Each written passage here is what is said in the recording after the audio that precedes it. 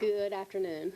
My name is Crystal Fletcher. I'm a lieutenant with the Public Affairs Division at the Charlotte-Mecklenburg Police Department. Thank you all for joining us here today. Deputy Chief Ryan Butler will be providing an update on the ongoing investigation into a homicide and multiple shootings that occurred in the early morning hours of July 13th in the 300 block of North College Street in our Central Division. He will share the latest details available at this time and address any questions you may have following his remarks. Deputy Chief. Good afternoon. I appreciate everybody taking the time to come down and be with us while we try and update you on this very significant case. Obviously there's rightfully a lot of concern when an incident like this occurs. What I would like to reassure your viewers and your readers is that our detectives have been continuously working this case since it occurred early on Sunday morning. Our homicide detectives have been working in conjunction with our patrol divisions and with our Special Investigation Bureau detectives. I can tell you that as of today, we have made 2 arrests related to this case. The Violent Criminal Apprehension Team located a suspect earlier this morning, and this afternoon the Crime Gun Suppression Team, in conjunction with the Gastonia Police Department, took a second suspect into custody. At this time, our homicide detectives are in the process of interviewing both of those suspects. That being the case, I will tell you that if you've talked to anyone on scene, if you've seen any video or camera footage from the scene, you know this was a very chaotic event. We absolutely believe that multiple people were involved, whether they be witnesses, victims, or suspects.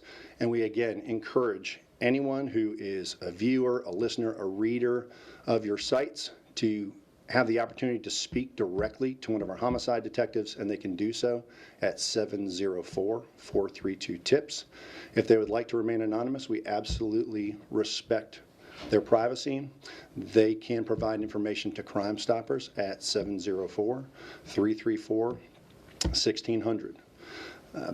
As I said, we believe that there are multiple parties involved in this incident. So although we are encouraged by the progress of the case, the investigation is by no means complete.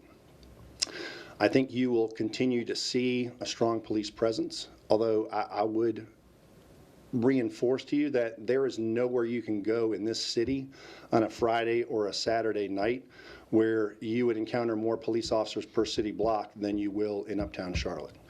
The night of this incident, we had 9 officers working off duty in that block, between the officers who were working off duty for the clubs on College Street, or the sergeant and the officers that were working off duty at 7th Street Station parking deck. If you've talked to people on scene or had a chance to review any of the footage from the scene, you can see officers immediately running to the scene after the incident occurred. And you can see some of the individuals who we believe are suspects in the case running past cars with their blue lights on. That is how brazen, how callous this is. If there are people that reach out to you that say that they don't tolerate this, that they will not accept this behavior, I don't think anybody accepts this behavior. I don't accept this behavior. I can assure you that none of our officers or detectives do. I want the community to be angry about this, because this is not something that anybody should have to tolerate. And that's why it's so important that we continue to work together. I mean, every time that I come and speak to you about an incident, I stress the fact that it is the collaboration between us, between the community, between our partners in the media to document these incidents, to share information, and to be able to exchange information with each other so that we know what's going on, and so that that person who's listening or watching TV while they eat dinner or get up in the morning, eat breakfast, and saw something or heard something from a friend who was out there that they think that doesn't matter, a detective doesn't need to know about that. I contend that that small piece of information could be the piece of information that we need to tie other information or other evidence that we have together.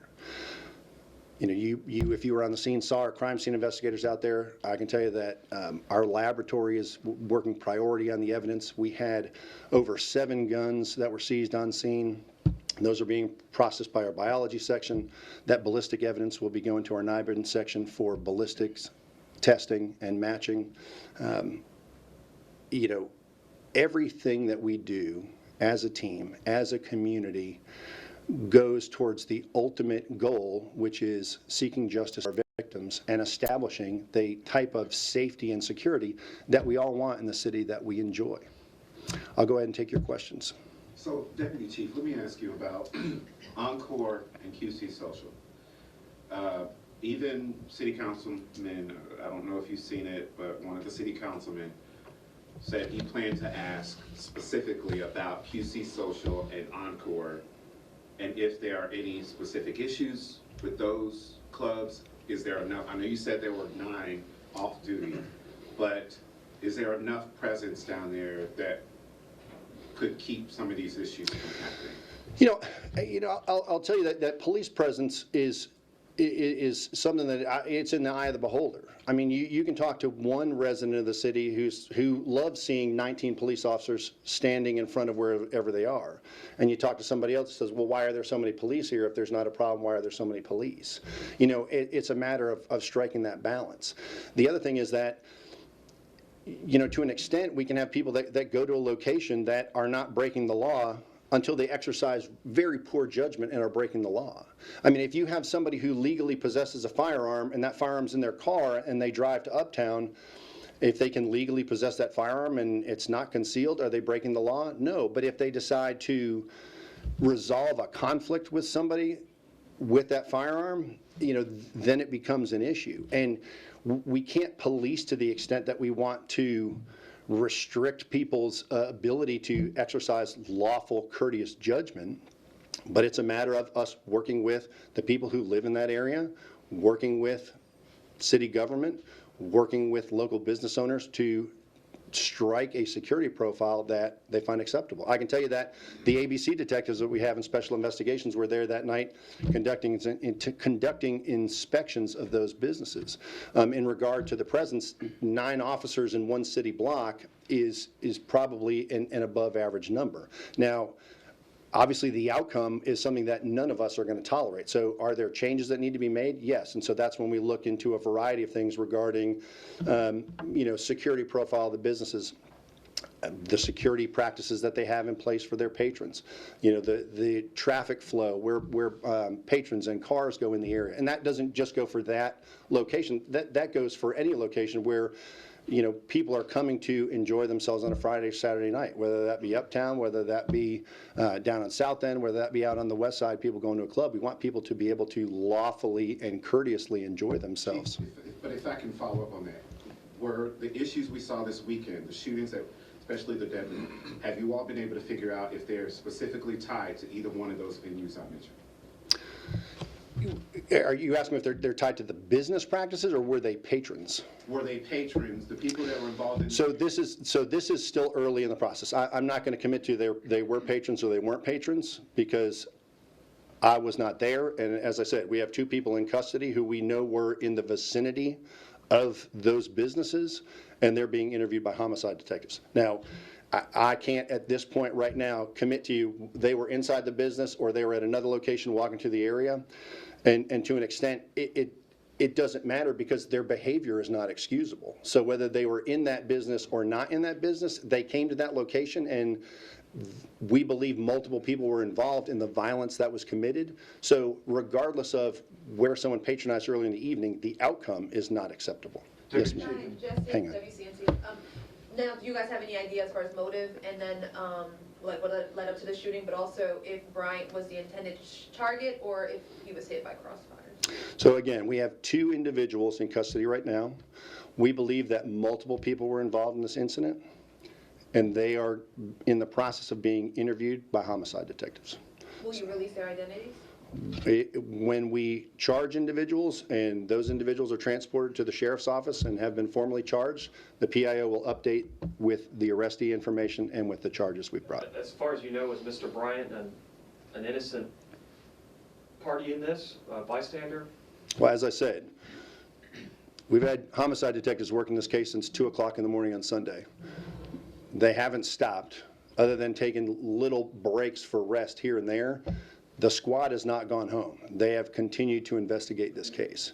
So I'm going to ask that you give them the courtesy of allowing them to finish the investigation, because that is something that we seek in all of our homicide investigations to do, is to bring justice to the victim, to bring justice to the family and friends of any of our homicide victims. And so they have to be allowed to do their job so that we can find the truth in the incident. Did you determine how many shots were fired or how many casings you guys found? And when you say multiple people, many people, do you have a rough estimate? 10, a dozen, 2 dozen? No, sir, I'm not going to commit to a number. The number I'll commit to you is that we've made 2 arrests today in the case. What about the number of shots that were fired? I would have to verify that with PLIMS, with our evidentiary system, with the number of cartridge casings that were entered into PLIMS. Did these people know each other? Or did they previously know each other? So I'm going to refer you back to my last answer, which is I'm going to allow the homicide detectives to conduct the investigation, and I would ask that you give them the courtesy, Brett, of conducting the investigation before we commit to anybody's relationship with anybody else. Yes, ma'am. You said that the scene was chaotic. Can you describe exactly what you mean by that, what officers found when they arrived? I can tell you, based on the video I've seen, obviously it's a natural reaction when you are in the proximity to gunfire, where you would not expect going to a bar, a restaurant, or a club uptown, that people were trying to seek safety and remove themselves from what they perceived as a dangerous environment, because you can see on some of the security video firearms being discharged. Deputy Chief, if I may follow up on something you mentioned, but not really directly, and it's speaking to concerns about safety in the corridor of like College, Caldwell, Brevard, 6th, 7th, 8th. I know, we had the shooting involving the officer that was injured.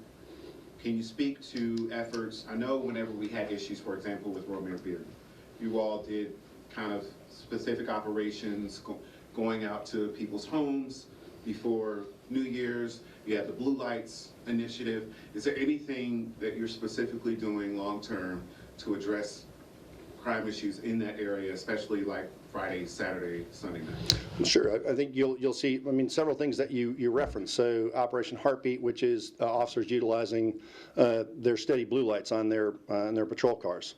That effort is still in place. We started the Core 13 initiative, which is an evening utilization during shift overlap, where we have officers go to an area. It can either be a chronic or an acute crime issue, where we utilize officers there. Central Division regularly utilizes both bike and foot patrol in a variety of areas. You have a very concentrated mix of both residential and nightlife.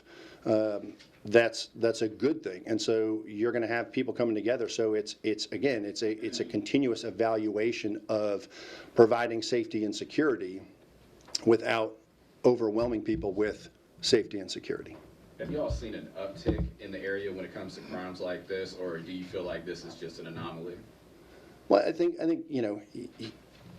human behavior being what it is, it's not always necessarily a driver based on the location. It's the driver based on behavior. And when you have individuals who, regardless of what the basis for the disagreement or the confrontation is, turns to a firearm, the outcome is going to be unacceptable. And that doesn't matter whether it's uptown or out in the county or in a residential neighborhood.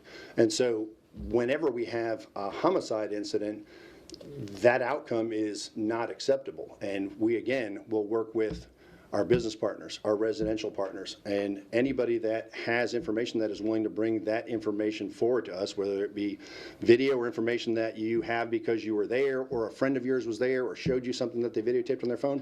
We absolutely want to be able to have the chance to talk to you. And that's where, if somebody would like to speak directly to a homicide detective, they can call us at 704-432-TIPS, or if somebody has information that they'd like to share anonymously, they can share it with Crime Stoppers at 704-334-1600. That is the update that we have for right now. I do appreciate everybody coming out, and as additional developments occur, we will get that information out through the PIO. Thank you very much.